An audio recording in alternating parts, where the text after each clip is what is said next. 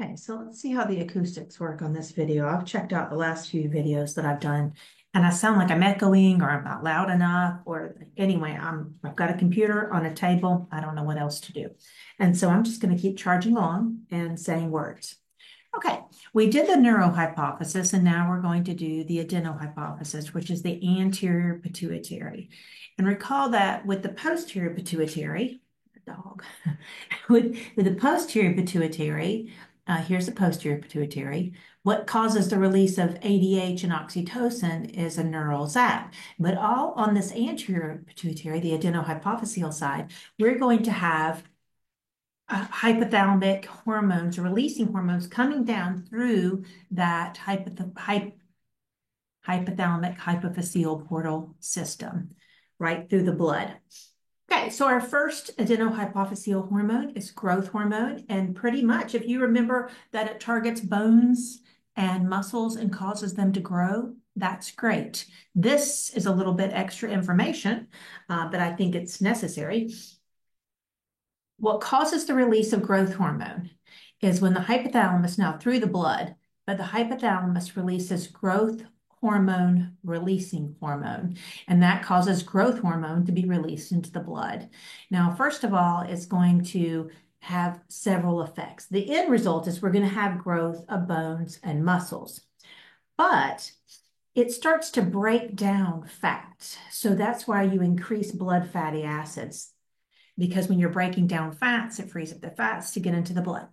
Think of, growth hormone is released all the time. We've always got growth hormone being released, but what's causing this growth hormone releasing hormone, those variables are up here. I'm not asking you to learn those. Think of growth hormone as being one of those things that's constantly being released. And if you'll remember puberty, it was a very unpleasant time in your life, I'm sure.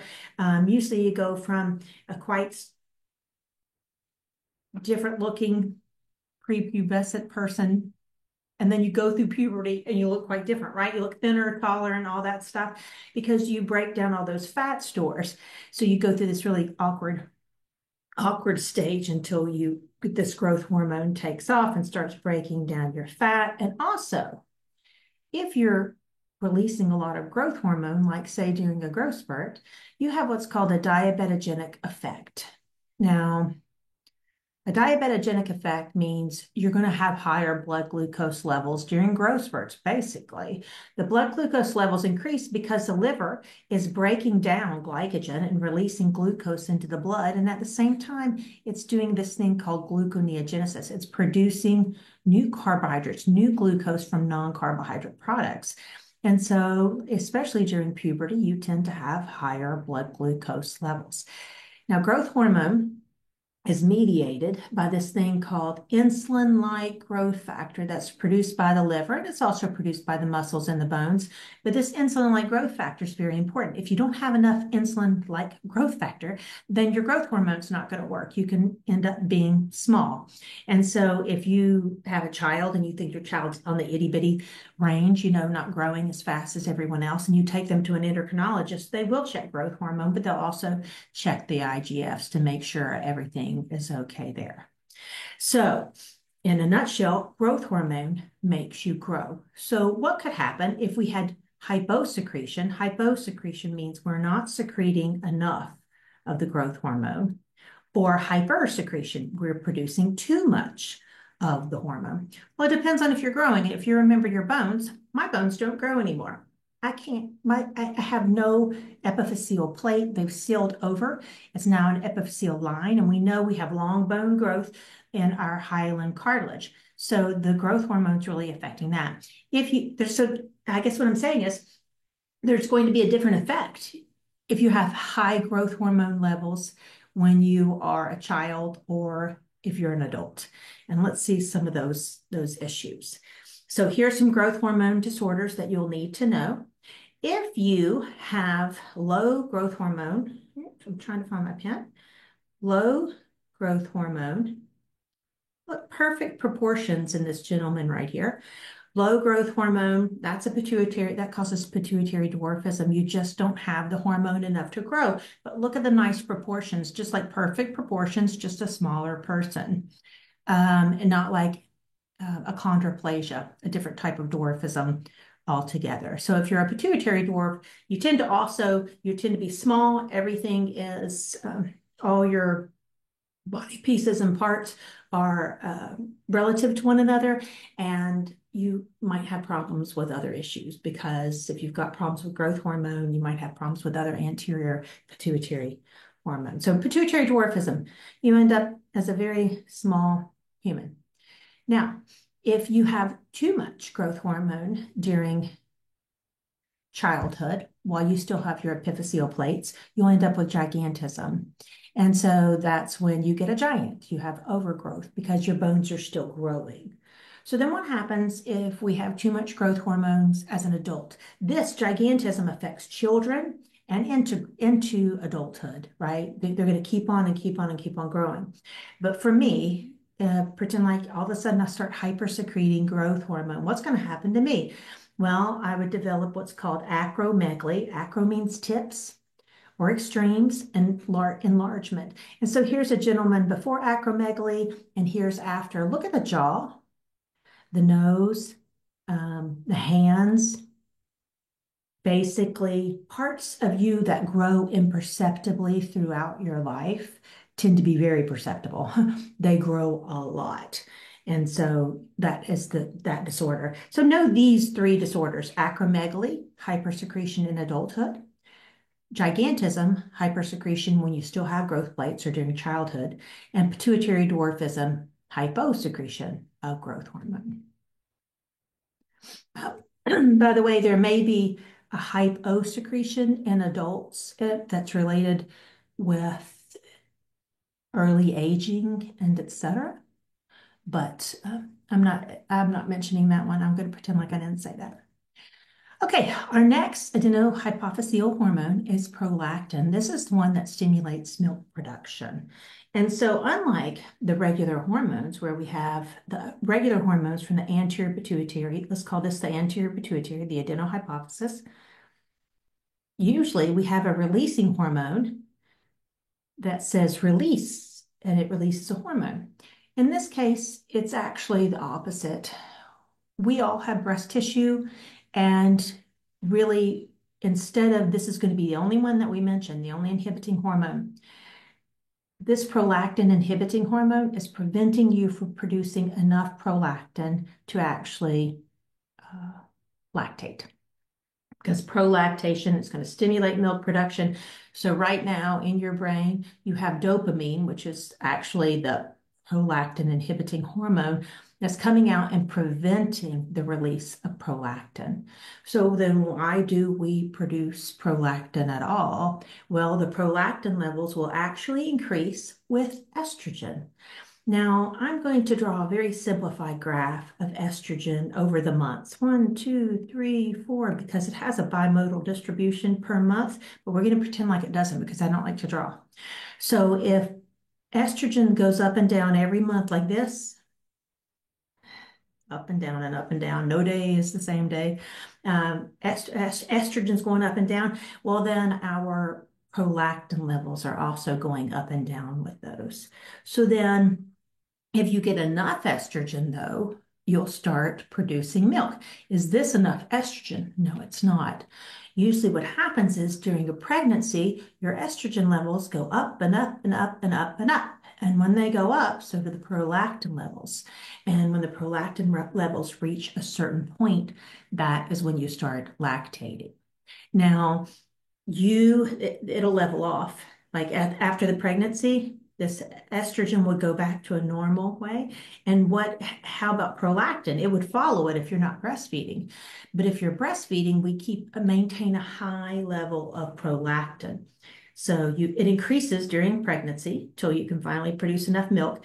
And when you breastfeed, that is going to keep those prolactin levels high. You can lactate for as long as you want to. As long as you have a breastfeeding infant that you're feeding, then you can lactate. As soon as you stop breastfeeding, the prolactin levels will drop and you'll stop producing milk. Males have mammary tissue, so they can actually lactate as well. if they have too much prolactin. Now, in that case, it's a case for females or males. If you are not pregnant and you start producing milk, then you need to know that that is a disorder, right? Because you should not be lactating when you are not pregnant, when you are not at the end of a pregnancy.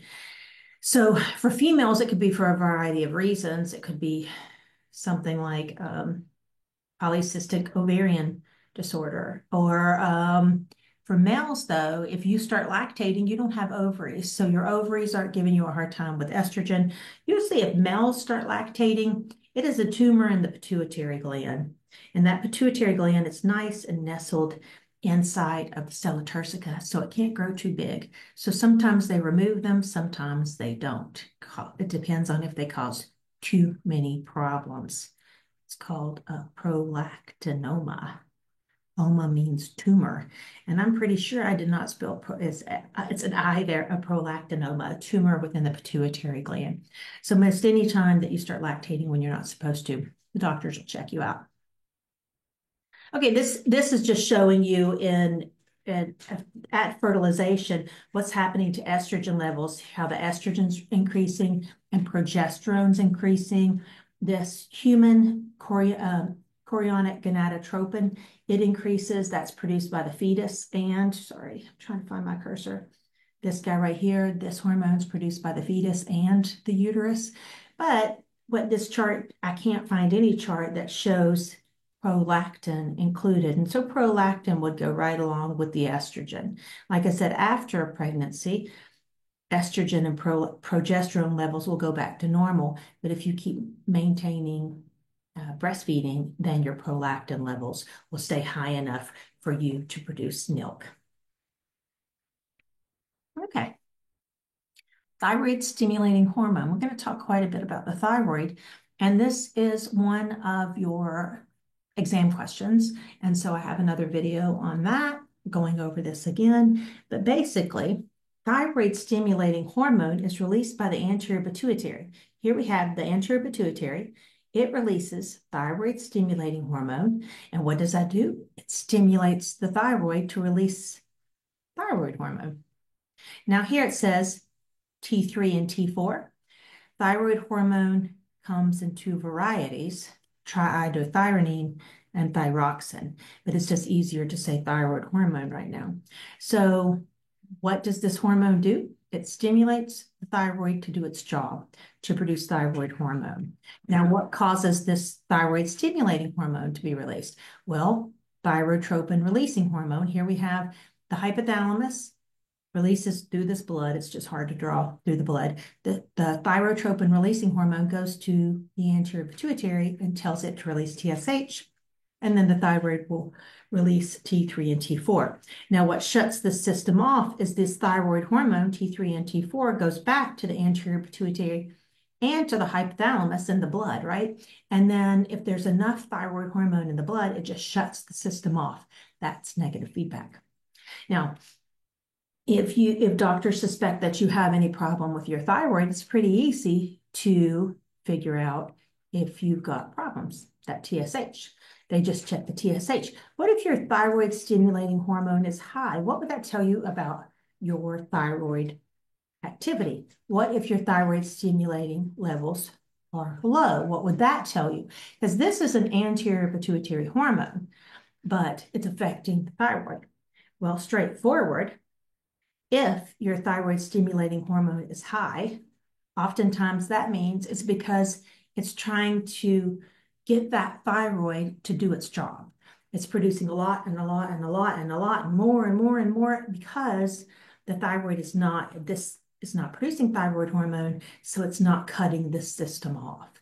So high TSH could indicate hypothyroidism, where your thyroid is not doing its job. If you have very low, or they call it suppressed TSH, if you have low TSH levels, that means this anterior pituitary is not releasing TSH, and that means the hypothalamus must not be releasing thyrotropin releasing hormone. Well, why wouldn't we do that? Well, if the thyroid is producing a lot of thyroid hormone, it feeds back and it's a negative feedback. It shuts down the system altogether. So checking checking a pituitary hormone, thyroid stimulating hormone, is a great way to look and see how your thyroid is actually handling itself. Okay, this is a reminder. Here's the anterior pituitary in this picture. It keeps switching on you, doesn't it? Here's the neuro. The neuro hypophysis is controlled by action potentials through the hypothalamic hypophyseal tract, which is a nerve that runs literally through here, zaps it with an action potential. And then the portal system is also going through the infundibulum as well, but it's easier to draw like this, like a stick figure. And this adenohypophysis is under hormonal control of releasing hormones. We did mention the one inhibiting hormone for prolactin. All right, we're getting there. We're getting closer. Okay, our two gonadotropins are follicle stimulating hormone and luteinizing hormone. And these guys are classified as gonadotropins because they act upon the gonads, and your gonads are your ovaries and your testes. FSH and LH are not present until puberty. And then at puberty, what's going to happen is this follicle stimulating hormone, when it goes down here, this is actually a section of the testis. And I can tell because first of all, we have sperm, not going to have those in the ovary. And also all the different cells, the Sertoli cells, and these things called, where are interstitial cells?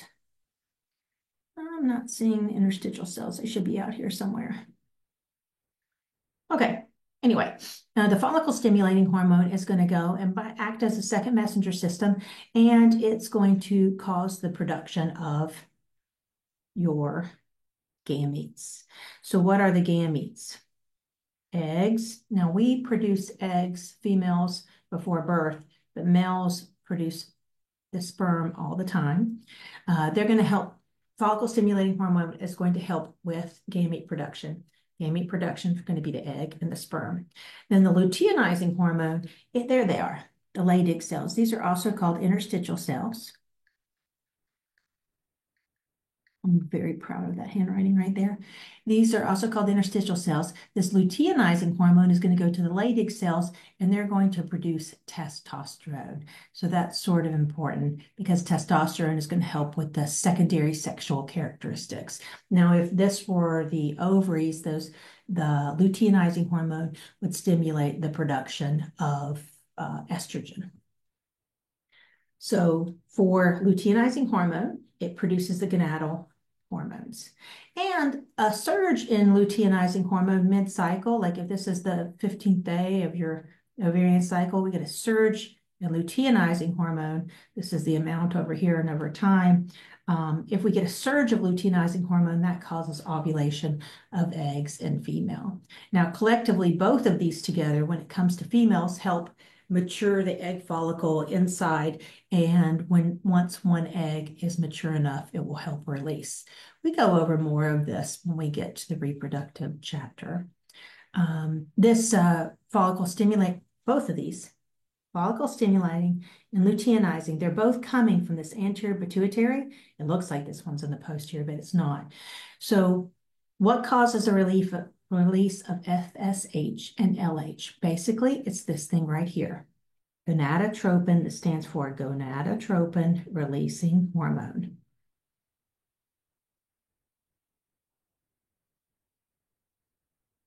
So we know it's coming from the hypothalamus.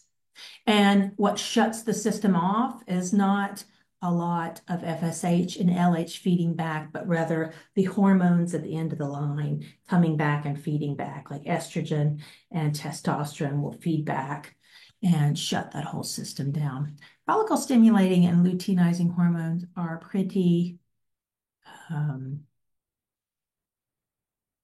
would say, confusing, especially if you teach it like that, right? Okay, sorry about that. Adrenocorticotropic hormone. This is going to be a biggie because when we get to the adrenal glands and we talk about how those hormones are released, you need to recall that there is a hormone coming from the anterior pituitary that goes to the adrenal glands and says, release your hormones.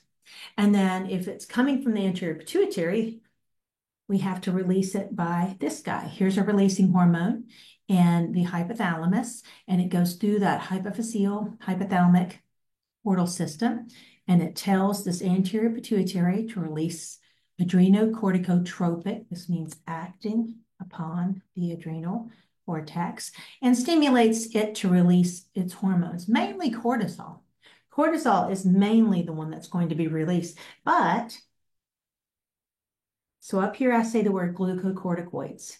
We're going to get into this in a later lecture, but the glucocorticoids, our main glucocorticoid is cortisol. And our main mineralocorticoid is aldosterone. Aldosterone can be caused to be released if we have enough stress in our life. If we have a lot of corticotropin releasing hormone and we have extra ACTH, that can cause more release of this guy. Okay, so it's controlled by this corticotropin releasing hormone, causes the release of ACTH, and then that causes this outer part of the adrenal gland, specifically, we'll learn later, the zona fasciculata, to release its hormones. Now, fever and stress can trigger extra up here.